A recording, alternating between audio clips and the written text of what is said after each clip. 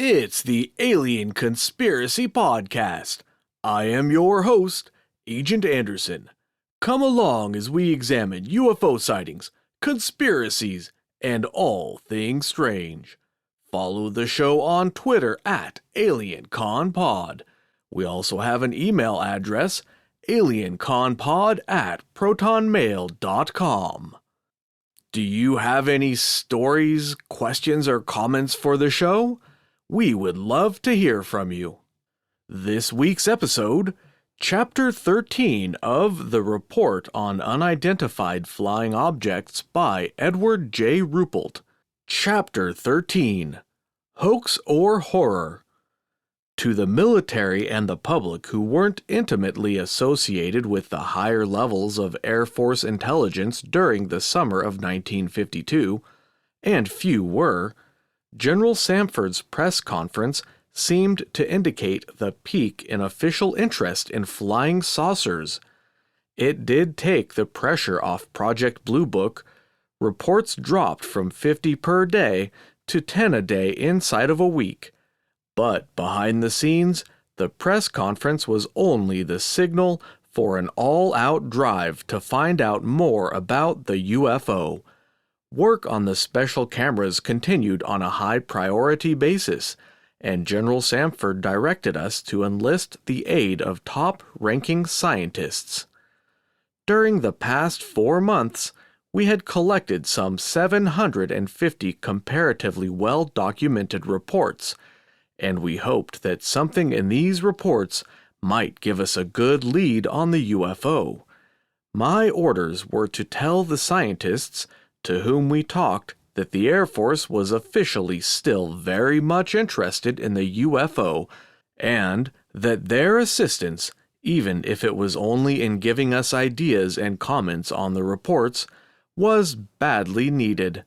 Although the statement of the problem was worded much more loosely, in essence it was, do the UFO reports we have collected indicate that the Earth is being visited by a people from another planet?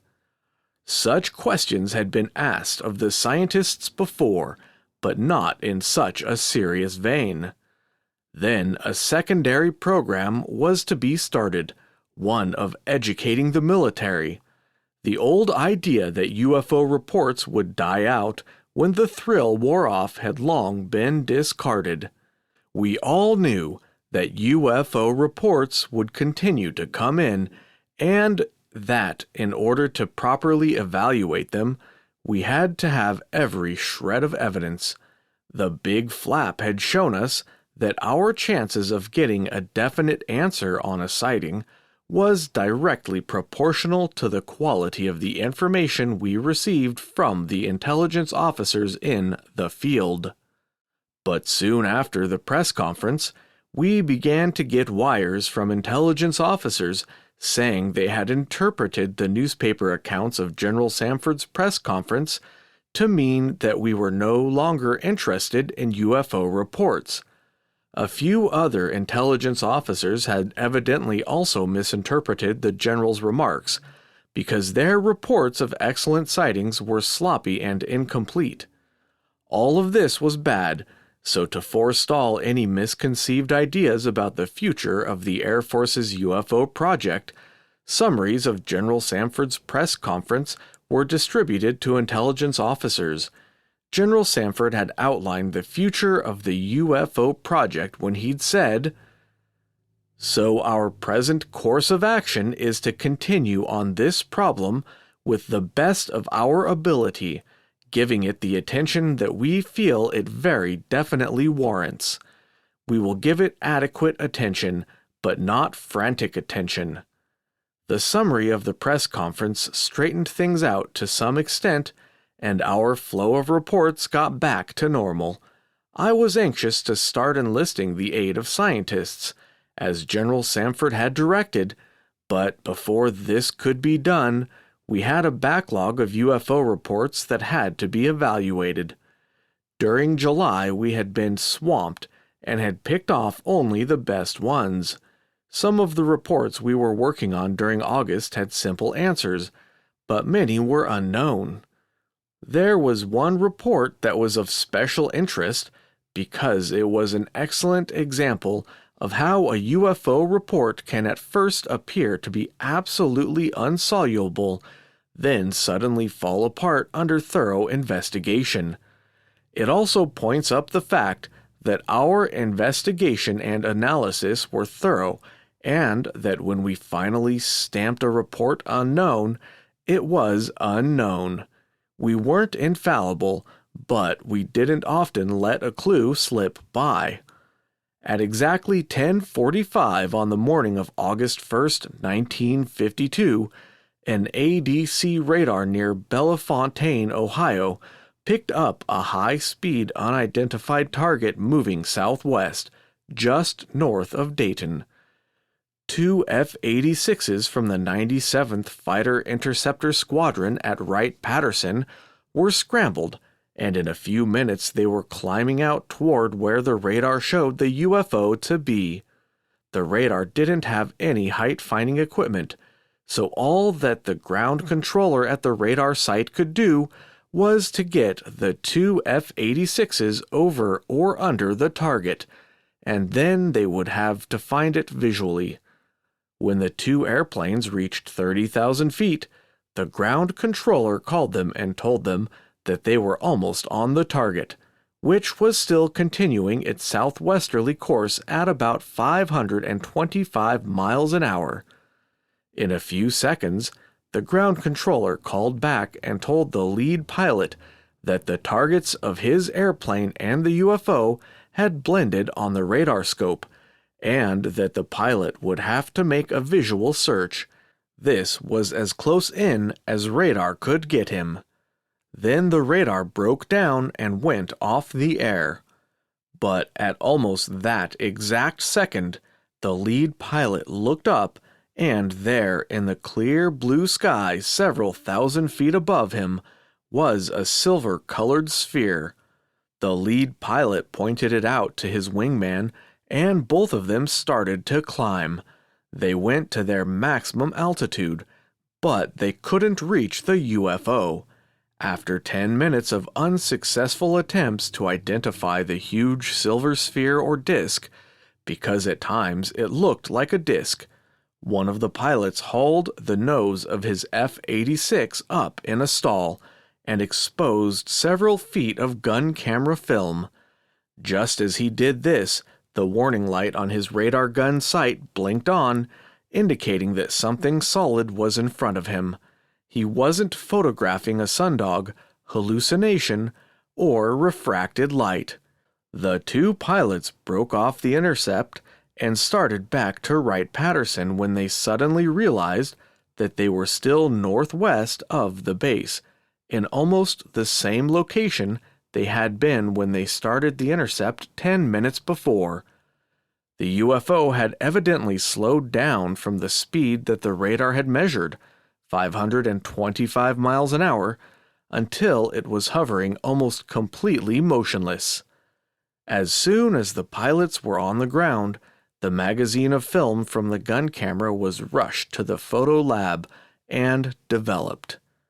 The photos showed only a round, indistinct blob, no details, but they were proof that some type of unidentified flying object had been in the air north of Dayton. Lieutenant Andy Flues was assigned to this one. He checked the locations of balloons and found out that a 20-foot diameter radiosonde weather balloon from Wright-Patterson had been very near the area when the unsuccessful intercept took place. But the balloon wasn't traveling 525 miles an hour, and it couldn't be picked up by the ground radar, so he investigated further. The UFO couldn't have been another airplane because airplanes don't hover in one spot, and it was no atmospheric phenomenon. Andy wrote it off as an unknown, but it still bothered him. That balloon in the area was mighty suspicious.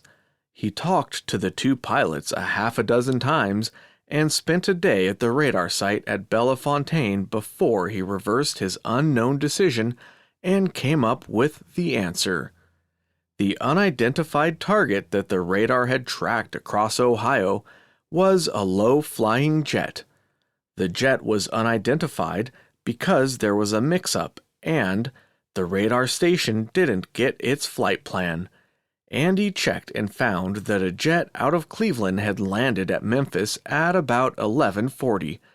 At 10:45, this jet would have been north of Dayton on a southwesterly heading. When the ground controller blended the targets of the two F-86s into the unidentified target, they were at 30,000 feet and were looking for the target at their altitude or higher, so they missed the low-flying jet. But they did see the balloon. Since the radar went out just as the pilots saw the balloon, the ground controller couldn't see that the unidentified target he'd been watching was continuing on to the southwest.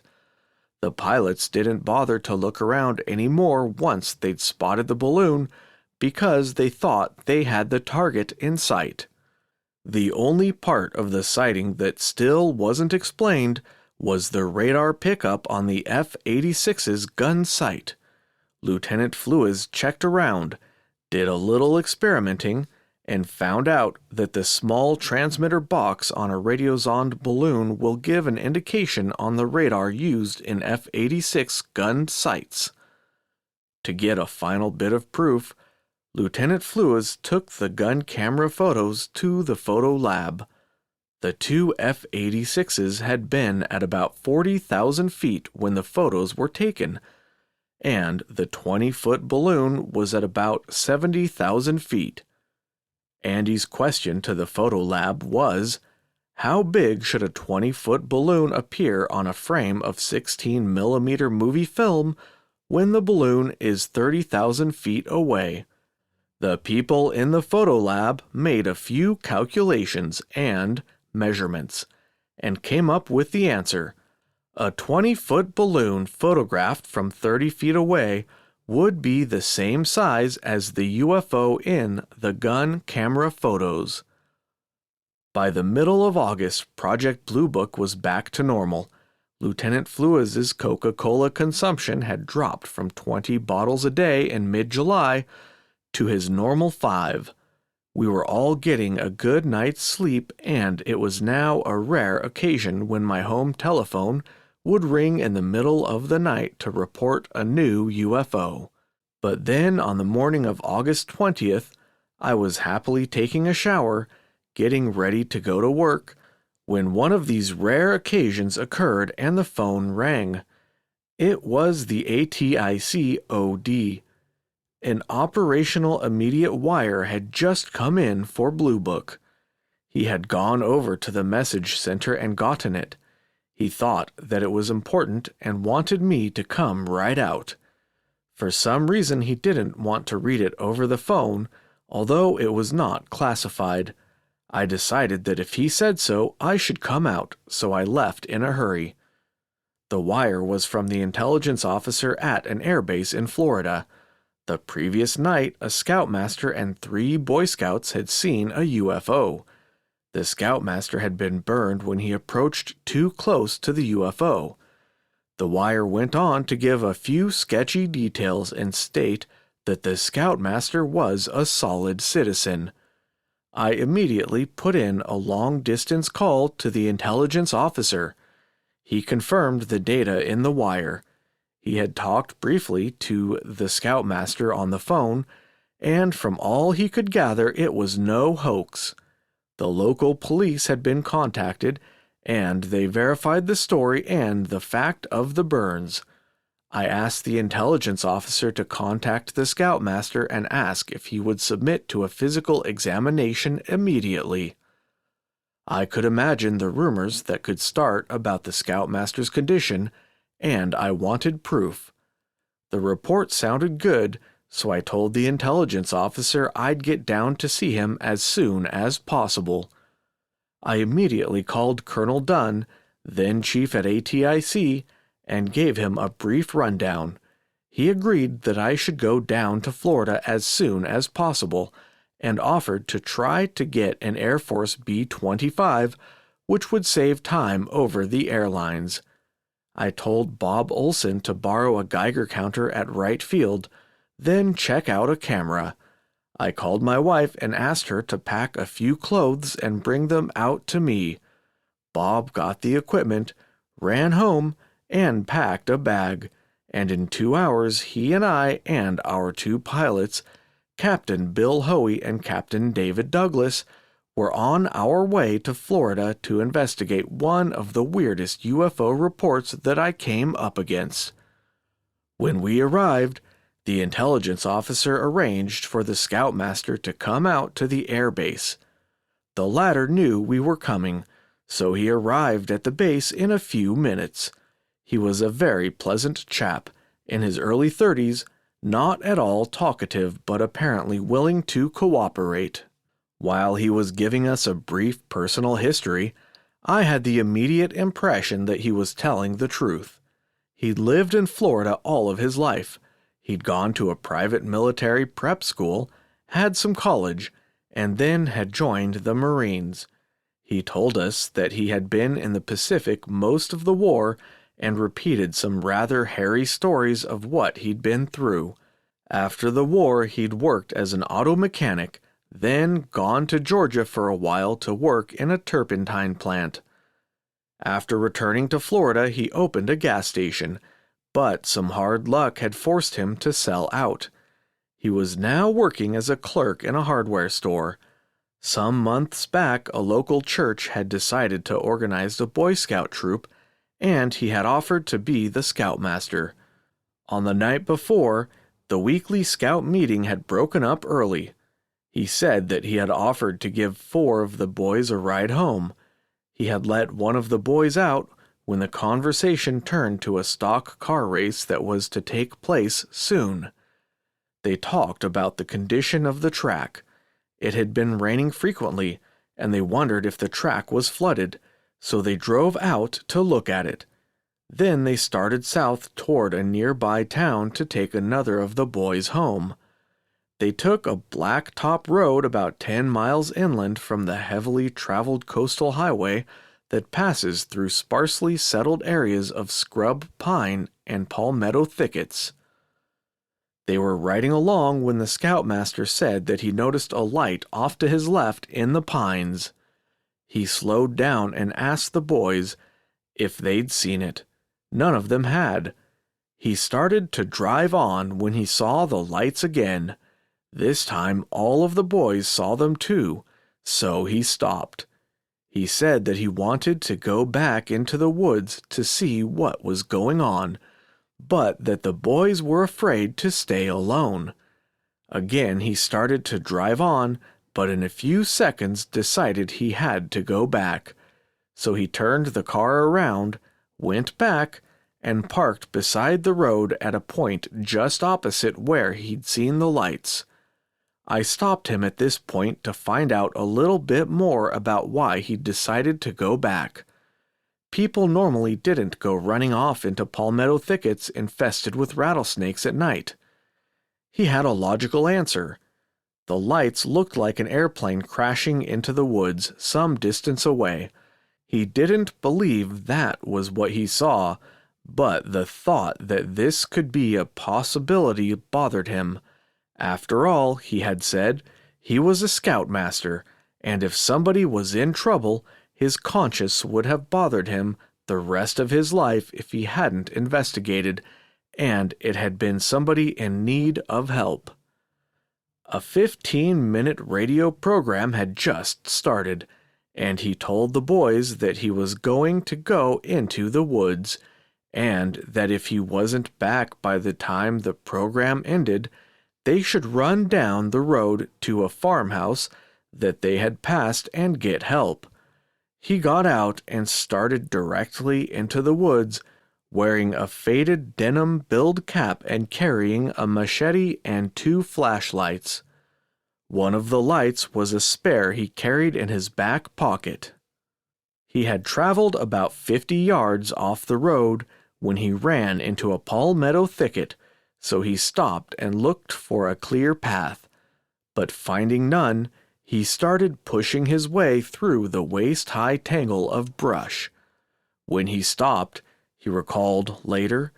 He had first become aware of an odd odor. He couldn't exactly describe it to us, except to say that it was sharp or pungent. It was very faint, actually more like a subconscious awareness at first. Another sensation he recalled after the incident was a very slight difference in temperature, hardly perceivable, like walking by a brick building in the evening after the sun has set.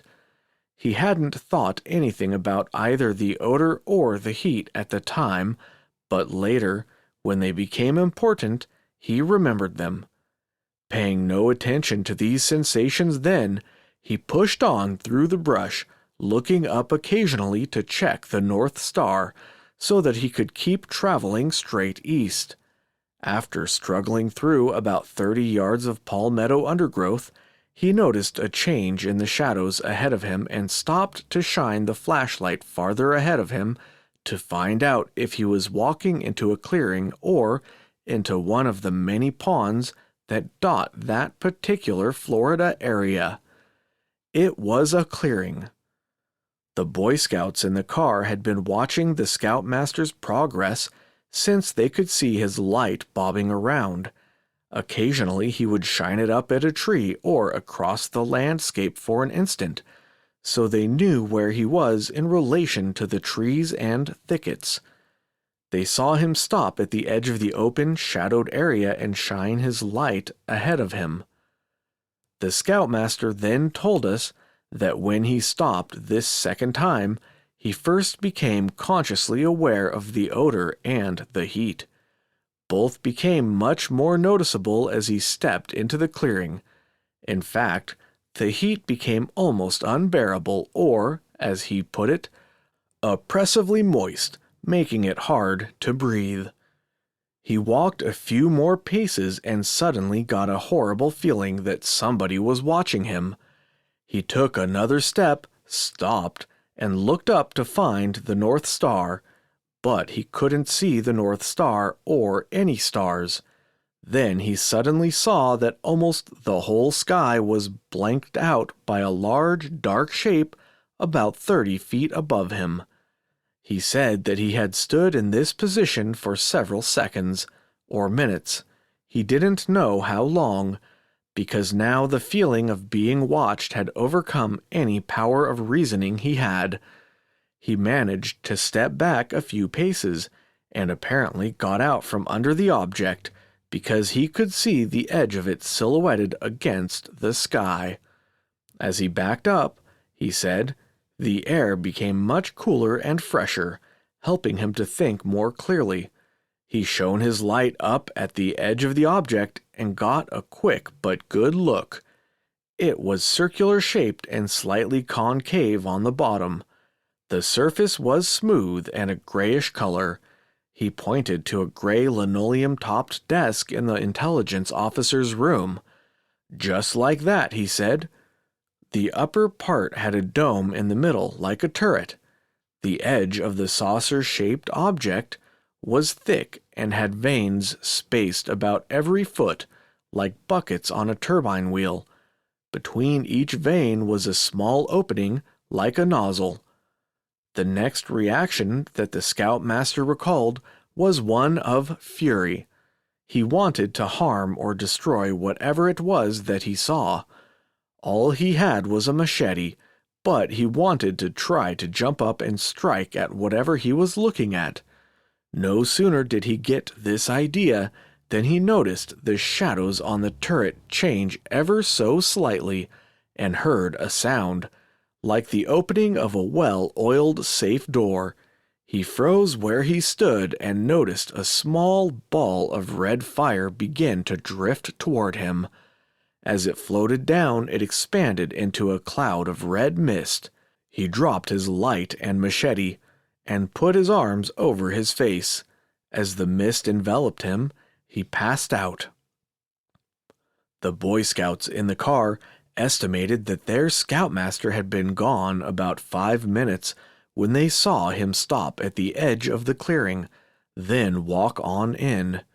They saw him stop seconds later, hesitate a few more seconds, then shined the light up in the air.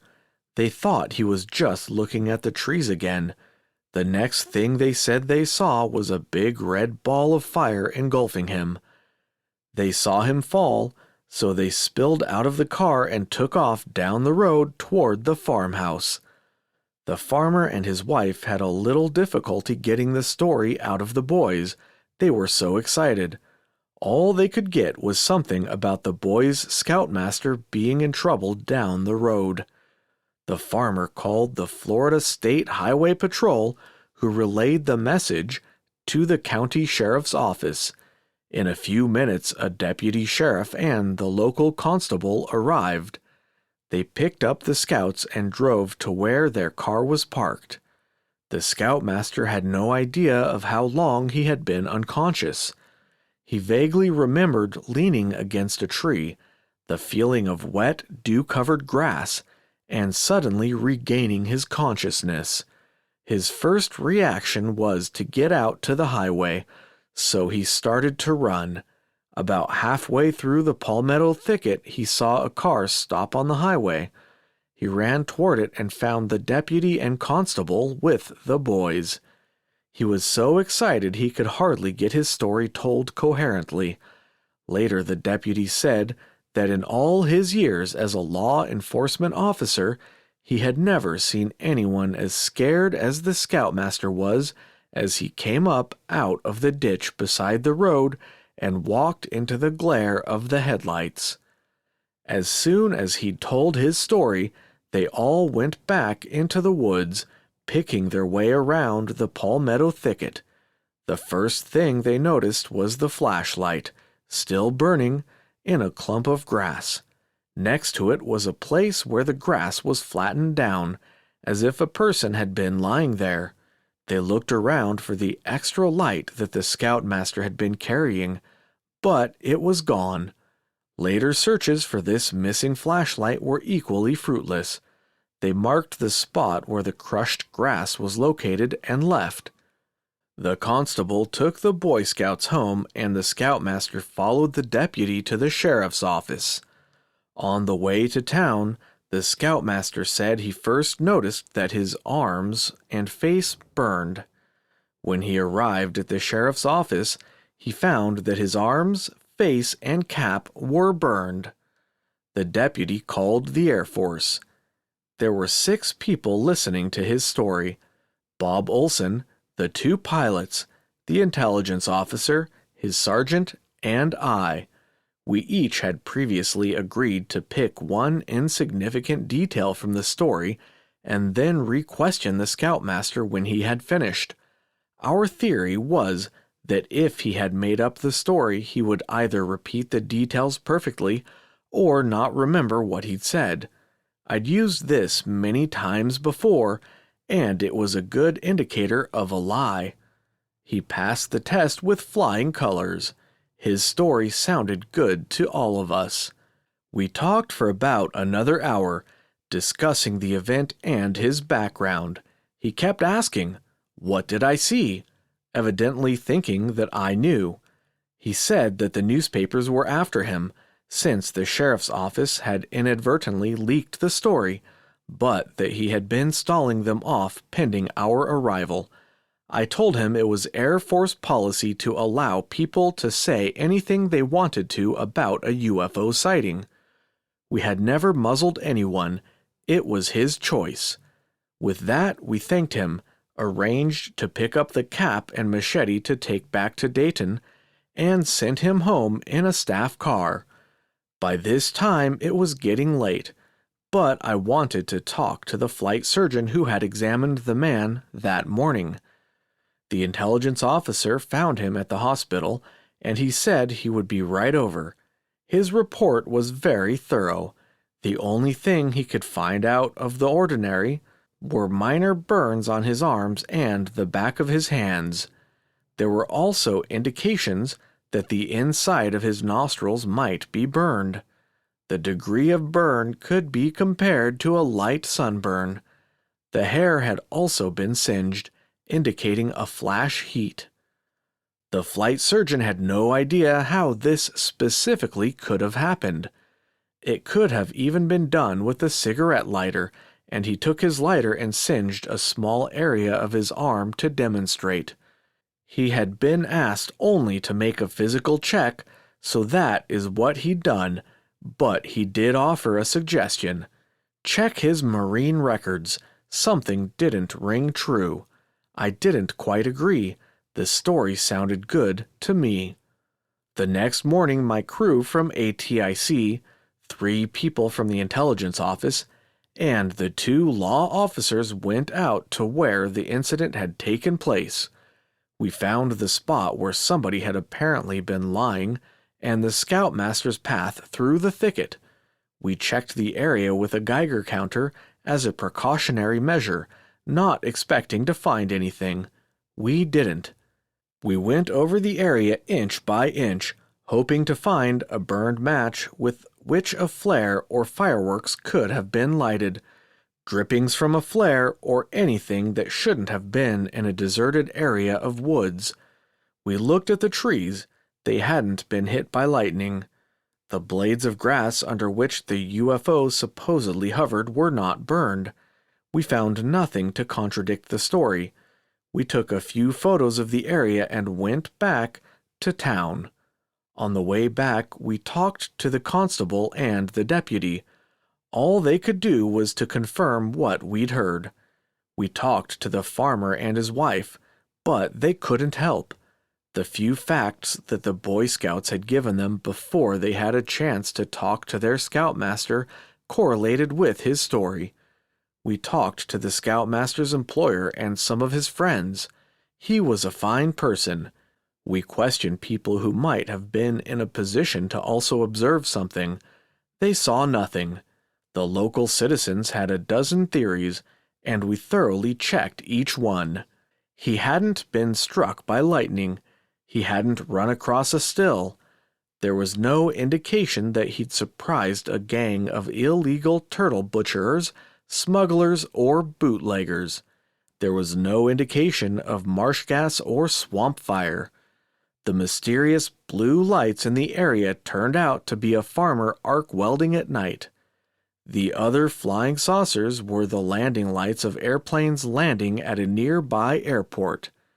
To be very honest, we were trying to prove that this was a hoax, but were having absolutely no success. Every new lead we dug up pointed to the same thing, a true story. We finished our work on a Friday night and planned to leave early Saturday morning. Bob Olson and I planned to fly back on a commercial airliner, as the B-25 was grounded for maintenance. Just after dinner that night, I got a call from the sheriff's office. It was from a deputy I had talked to, not the one who had met the scoutmaster coming out of the woods, but another one, who had been very interested in the incident. He had been doing a little independent checking and found that our singed UFO observer's background was not as clean as he led one to believe. He had been booted out of the Marines after a few months for being AWOL and stealing an automobile, and had spent some time in a federal reformatory in Chillicothe, Ohio. The deputy pointed out that this fact alone meant nothing, but that he thought I might be interested in it. I agreed. The next morning, early, I was awakened by a phone call from the intelligence officer. The morning paper carried the UFO story on the front page. It quoted the scoutmaster as saying that High Brass from Washington had questioned him late into the night. There was no High Brass, just 4 captains, a second lieutenant, and a sergeant. He knew we were from Dayton because we had discussed who we were and where we were stationed. The newspaper story went on to say that he, the scoutmaster, and the Air Force knew what he'd seen, but he couldn't tell. It would create a national panic. He'd also hired a press agent. I could understand the High Brass from the Pentagon as literary license by the press, but this national panic pitch was too much. I had just about decided to give up on this incident and write it off as unknown until this happened. From all appearances, our scoutmaster was going to make a fast buck on his experience. Just before leaving for Dayton, I called Major Dewey Fournay in the Pentagon and asked him to do some checking. Monday morning, the machete went to the materials lab at Wright-Patterson. The question we asked was, is there anything unusual about this machete? Is it magnetized? Is it radioactive? Has it been heated? No knife was ever tested so thoroughly for so many things, as in using a Geiger counter to check the area over which the UFO had hovered in the Florida woods. Our idea was to investigate every possible aspect of the sighting. They found nothing, just a plain, unmagnetized, unradioactive, unheated, common, everyday knife. The cap was sent to a laboratory in Washington, D.C., along with the Scoutmaster's story. Our question here was, does the cap in any way, burns, chemicals, etc., substantiate or refute the story? I thought that we'd collected all the items that could be analyzed in a lab until somebody thought of one I'd missed, the most obvious of them all. Soil and grass samples from under the spot where the UFO had hovered. We'd had samples, but in the last-minute rush to get back to Dayton, they had been left in Florida. I called Florida, and they were shipped to Dayton and turned over to an agronomy lab for analysis. By the end of the week, I received a report on our ex-Marines' military and reformatory records. They confirmed a few suspicions and added new facts. They were not complimentary. The discrepancy between what we'd heard about the Scoutmaster while we were in Florida and the records was considered a major factor. I decided that we should go back to Florida and try to resolve this discrepancy. Since it was hurricane season, we had to wait a few days, then sneak back between two hurricanes. We contacted a dozen people in the city where the Scoutmaster lived. All of them had known him for some time. We traced him from his early boyhood to the time of the sighting. To be sure that the people we talked to were reliable, we checked on them. The specific things we found out cannot be told since they were given to us in confidence, but we were convinced that the whole incident was a hoax. We didn't talk to the Scoutmaster again, but we did talk to all the Boy Scouts one night at their scout meeting, and they retold how they had seen their Scoutmaster knocked down by the ball of fire. The night before, we had gone out to the area of the sighting and, under approximately the same lighting conditions as existed on the night of the sighting, had reenacted the scene, especially the part where the Boy Scouts saw their Scoutmaster fall, covered with red fire. We found that not even by standing on top of the car could you see a person silhouetted in the clearing where the Scoutmaster supposedly fell. The rest of their stories fell apart to some extent, too. They were not as positive of details as they had been previously. When we returned to Dayton, the report on the cap had come back. The pattern of the scorch showed that the hat was flat when it was scorched, but the burned holes, the lab found some minute holes we had missed, had very probably been made by an electrical spark. This was all the lab could find. During our previous visit, we repeatedly asked the question, was the hat burned before you went into the woods, and had the cap been ironed? We had received the same answers each time. The hat was not burned because we, the Boy Scouts, were playing with it at the scout meeting and would have noticed the burns, and the cap was new, it had not been washed or ironed. It is rumored that the cap was never returned because it was proof of the authenticity of the sighting. The hat wasn't returned simply because the Scoutmaster said that he didn't want it back. No secrets, no intrigue, it's as simple as that. Everyone who was familiar with the incident, except a few people in the Pentagon were convinced that this was a hoax until the lab called me about the grass samples we'd sent in. How did the roots get charred? Roots charred? I didn't even know what my caller was talking about. He explained that when they'd examined the grass, they had knocked the dirt and sand off the roots of the grass clumps and found them charred. The blades of grass themselves were not damaged. They had never been heated except on the extreme tips of the longer blades. These had evidently been bending over, touching the ground, and were also charred. The lab had duplicated the charring and found that by placing live grass clumps in a pan of sand and dirt and heating it to about 300 degrees Fahrenheit over a gas burner, the charring could be duplicated. How it was actually done outside the lab they couldn't even guess. As soon as we got the lab report, we checked a few possibilities ourselves.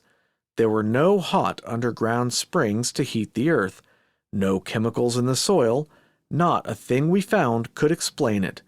The only way it could have been faked would have been to heat the earth from underneath to 300 degrees Fahrenheit. And how do you do this without using big and cumbersome equipment and disturbing the ground? You can't. Only a few people handle the grass specimens: the lab, the intelligence officer in Florida, and I. The lab wouldn't do it as a joke, then write an official report, and I didn't do it. This leaves the intelligence officer. I'm positive that he wouldn't do it. There may be a single answer everyone is overlooking, but as of now, the charred grass roots from Florida are still a mystery. Writing an official report on this incident was difficult. On one side of the ledger was a huge mass of circumstantial evidence very heavily weighted against the Scoutmaster's story being true. On our second trip to Florida, Lieutenant Olson and I heard story after story about the man's aptitude for dreaming up tall tales. One man told us, "If he had told me the sun was shining, I'd look up to make sure." There were parts of his story and those of the Boy Scouts that didn't quite mesh. None of us ever believed the Boy Scouts were in on the hoax. They were undoubtedly so impressed by the story that they imagined a few things they didn't actually see. The Scoutmaster's burns weren't proof of anything. The flight surgeon had duplicated these by burning his own arm with a cigarette lighter. But we didn't make step one in proving the incident to be a hoax. We thought up dozens of ways the man could have set up the hoax, but couldn't prove one. In the Scoutmaster's favor were the two pieces of physical evidence we couldn't explain: the holes burned in the cap and the charred grass roots.